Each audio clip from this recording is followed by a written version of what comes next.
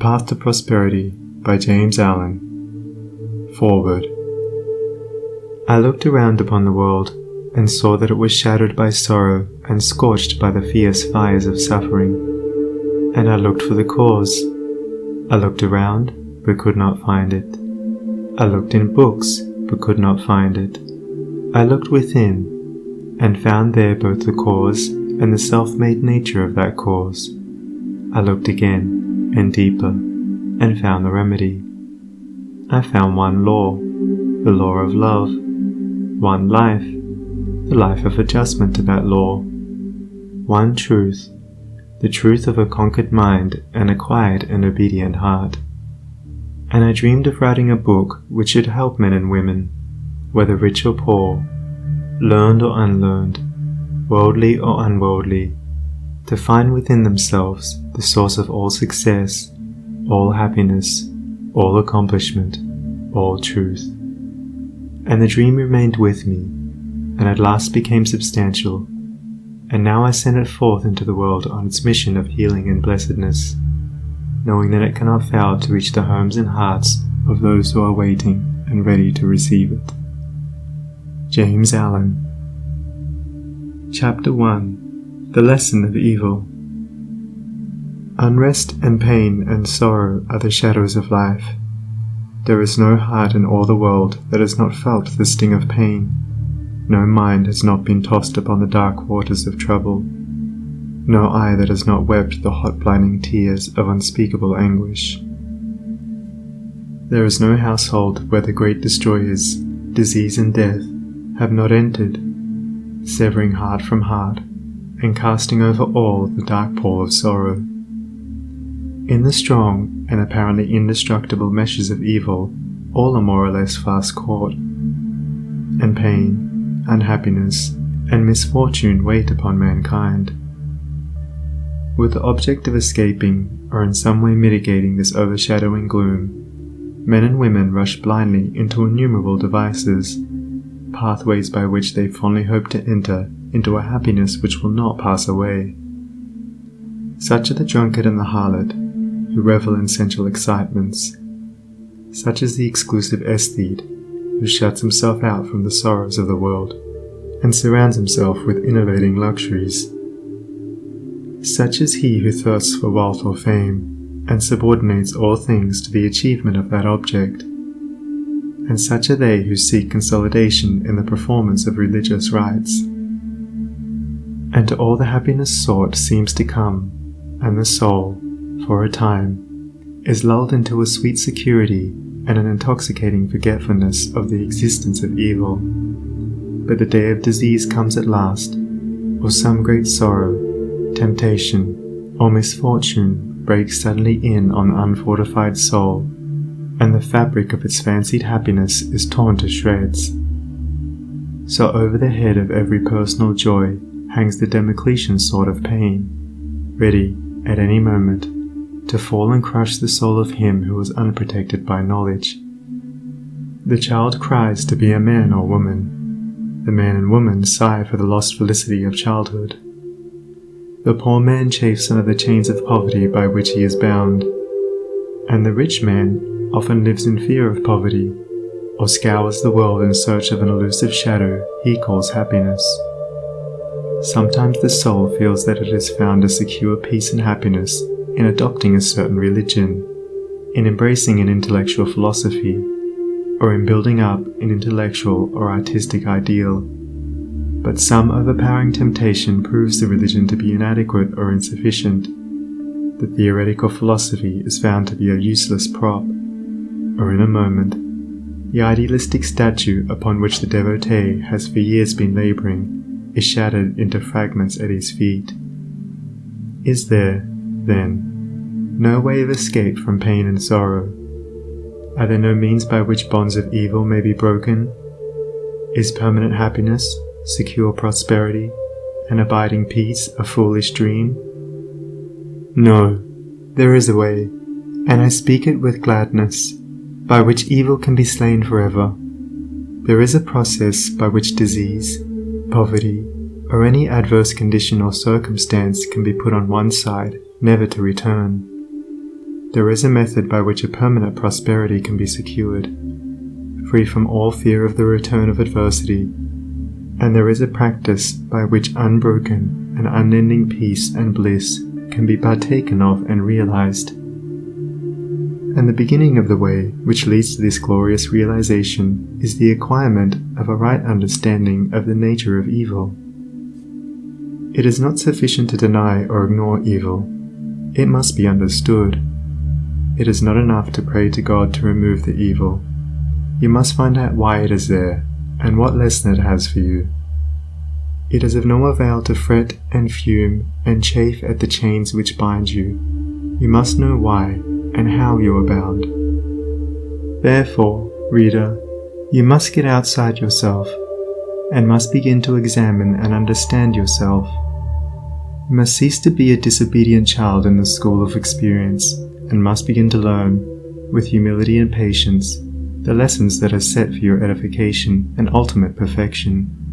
For evil, when rightly understood, is found to be not an unlimited power or principle in the universe, but a passing phase of human experience, and it therefore becomes a teacher to those who are willing to learn. There is no evil in the universe which is not the result of ignorance, and which would not, if we were ready and willing to learn its lesson, lead us to higher wisdom, and then vanish away. But men remain in evil, and it does not pass away, because men are not willing or prepared to learn the lesson which it came to teach them. I knew a child who, every night when its mother took it to bed, cried to be allowed to play with the candle, and one night, when the mother was off guard for a moment, the child took hold of the candle. The inevitable result followed, and the child never wished to play with the candle again. By its one foolish act it learned perfectly the lesson of obedience, and entered into the knowledge that fire burns. And this incident is a complete illustration of the nature, meaning, and ultimate result of all sin and evil. As the child suffered through its own ignorance of the real nature of fire, so older children suffer through their ignorance of the real nature of the things which they weep for and strive after, and which harm them when they are secured.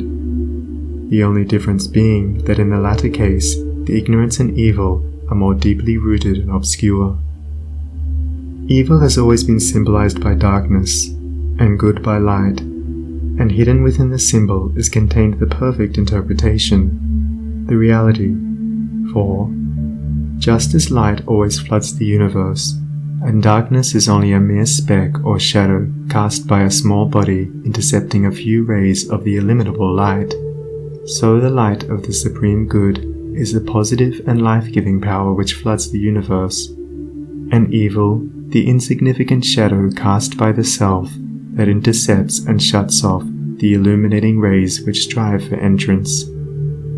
When night folds the world in its black impenetrable mantle, no matter how dense the darkness, it covers but the small space of half our little planet, while the whole universe is ablaze with living light, and every soul knows that it will awake in the light in the morning. Know, then, that when the dark night of sorrow, pain, or misfortune settles down upon your soul, and you stumble along with weary and uncertain steps, that you are merely intercepting your own personal desires between yourself and the boundless light of joy and bliss, and the dark shadow that covers you is cast by none and nothing but yourself. And just as the darkness without is but a negative shadow, an unreality which comes from nowhere, goes to nowhere, and has no abiding dwelling place, so the darkness within is equally a negative shadow, passing over the evolving and light-born soul. But, I fancy I hear someone say, why pass through the darkness of evil at all? Because, by ignorance, you have chosen to do so, and because, by doing so, you may understand both good and evil, and may more appreciate the light by having passed through the darkness. As evil is the direct outcome of ignorance, so, when the lessons of evil are fully learned, ignorance passes away, and wisdom takes its place. But as a disobedient child refuses to learn its lessons at school, so it is possible to refuse to learn the lessons of experience, and thus remain in continual darkness, and to suffer continually recurring punishments in the form of disease, disappointment, and sorrow. He, therefore, who would shake himself free of the evil which encompasses him, must be willing and ready to learn, and must be prepared to undergo that disciplinary process without which no grain of wisdom or abiding happiness and peace can be secured. A man may shut himself up in a dark room, and deny that the light exists, but it is everywhere without, and darkness exists only in his own little room. So you may shut out the light of truth, or you may begin to pull down the walls of prejudice, self-seeking, and error which you have built around yourself, and so let in the glorious and omnipresent light.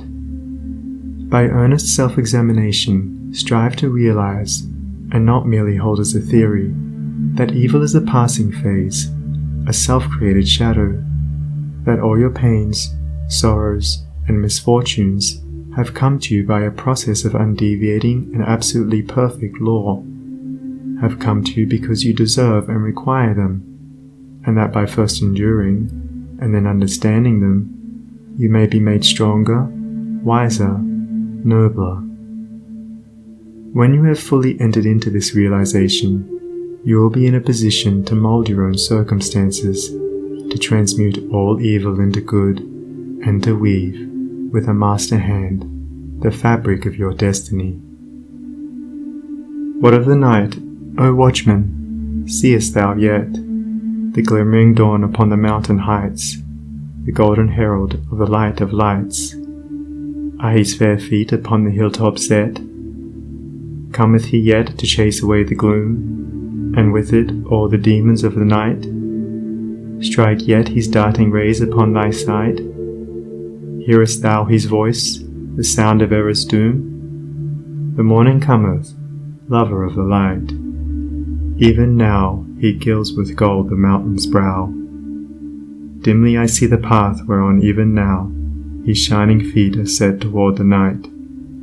Darkness shall pass away, and all the things that love the darkness and that hate the light shall disappear forever with the night. Rejoice, for thus the speeding herald sings. End of foreword in Chapter 1.